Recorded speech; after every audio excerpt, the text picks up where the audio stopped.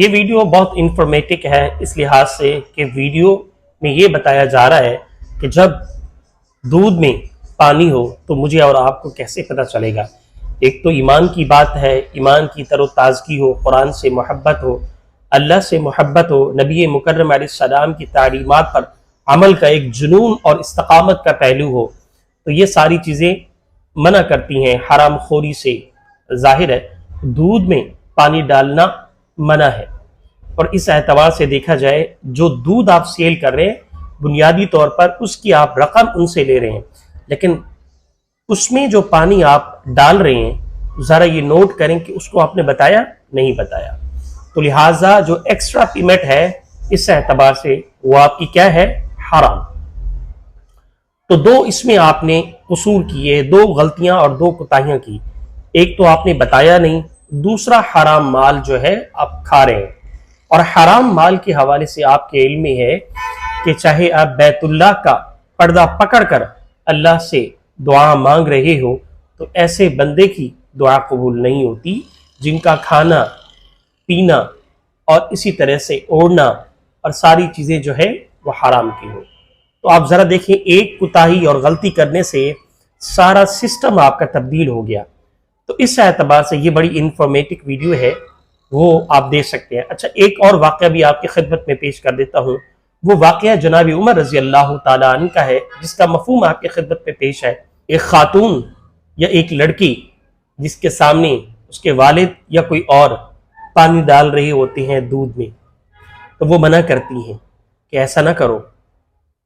وہ کہتے ہیں کہ عمر نے منع کیا نا، عمر تو یہاں نہیں ہے۔ اب ظاہرہ عمر ہوتا تو پھر یا ان کی بات پہ عمل کیا جاتا، دروازہ بند ہے، آپ ایسا کیوں کہہ رہی ہیں؟ ہمیں فائدہ ہوگا، پروفٹ ہوگی، اور اس پروفٹ سے ہم زندگی میں سہولت اور آسانی لائیں گے۔ بظاہر بات تو بڑی زینت اور خوشبو والی ہے، اچھی ہے، لیکن آپ ذرا نوٹ کریں کہ اس بچی کے الفاظ آپ نوٹ کریں، کوئی دیکھے یا نہ دیکھے، کون دیکھ رہا ہے؟ اللہ دیکھ رہا ہے۔ عمر کو کیا خبر؟ عمر نے تو ایک قانون بنایا رضی اللہ تعالی عنہ، لیکن اس قانون پر عمل کس نے کرنا ہے؟ میں نے اور آپ نے۔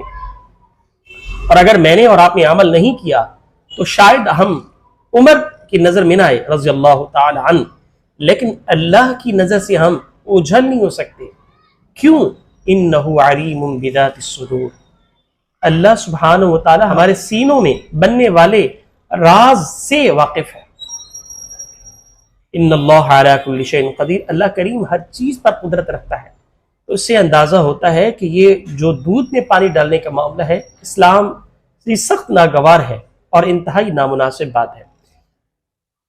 اب ذرا یہ ویڈیو نوٹ کریں کہ اس ویڈیو میں یہ دکھایا جا رہا ہے کہ ایک جو دودھ والا ہوتا ہے اور اس کے دودھ کو چیک کیا جاتا ہے کہ اس کا دودھ کتنا خالص ہے، کوئی 400-500 کے قریب یہ پیمانہ ملتا ہے، اور اس پیمانے سے پتہ چلتا ہے کہ یہ دودھ میں کتنا پانی ہے، اور ایک خاص ان کا نمبر ہوتا ہے، فگر ہوتا ہے، اور اگر اس پیمانے کو دودھ میں ڈالنے کے بعد اس خاص پیمانے پر اگر دودھ یا پھر وہ پیمانہ ڈوب جاتا ہے تو اس صورت میں دودھ خالص ہے۔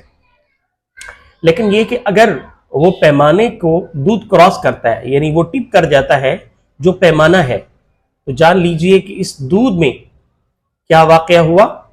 اس دودھ میں پانی ڈالا گیا ہے۔ تو یاد رہے کہ اس طرح کے کام اگر میں اور آپ کریں گے تو سب سے بڑی بات یہ کہ اللہ کی ناراضگی کا سبب ہے۔ پھر ہم چاہتے ہیں کہ اللہ کی ہم پر مدد کیوں نہیں آتی، اللہ کی غیبی مدد ہم پر کیوں نہیں آتی، اور وہ غزوہ بدر کی طرح ہمیں بھی اللہ سبحانہ و تعالیٰ اپنے قرب و جوار میں زندگی دے۔ ہم پھر دعا مانگتے ہیں یا اللہ فلسطین کے مسلمانوں کی حفاظت فرما، غزہ کے مسلمانوں کی حفاظت فرما، اسی طرح سے حماس کے مسلمانوں کی حفاظت فرما، لبنان، شام، عراق، جتنی بھی چھوٹی چھوٹی جو ریاستیں ہیں، یہ کنٹریز ہیں، اسلامک چھوٹی چھوٹی جو ملک ہیں، ان کی حفاظت فرما۔ میرا اور آپ کا عمل کیا ہے؟ کیا میرے اور آپ کے عمل سے اللہ راضی ہو رہا ہے؟ اور اگر ہو رہا ہے تو یقین جانیے آپ دنیا کے بہترین انسان ہیں، دنیا کے مالدار انسان ہیں۔ اور اگر آپ میرے اور آپ کے عمل سے اللہ ناراض ہے تو سمجھ لیجئے دنیا کی ہر چیز آپ کو نقصان سے نہیں بچا سکتی۔